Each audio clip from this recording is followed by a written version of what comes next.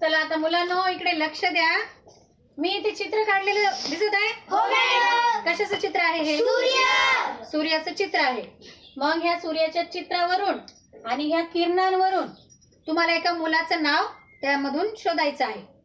तर हे तर किरण आहे हे माहित आहे तुम्हाला, पण ह्या किरणांना आणखीन काही नाव आहे.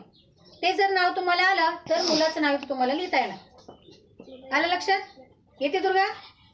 काय आहे? क्षकिरण नाही. तुला येते काय? सूर्यकिरण नाही. वंश येते? संजय संजय कुठनं आला त्याच्यामध्ये?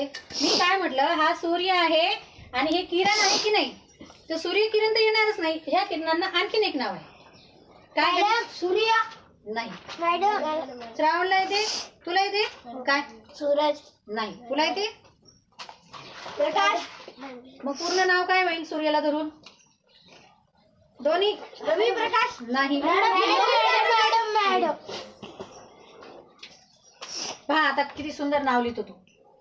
आज तुम्हाला कळणार आहे की त्या किरणांना आणखीन कोणतं नाव आहे. या चांगलं का?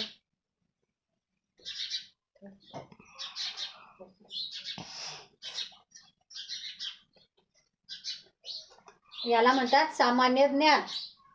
आलं लक्षात? जुळवायचे असतात ते शब्द, थोडं डोकं लावायचं असते त्याला. काय नाव काढलं पहा?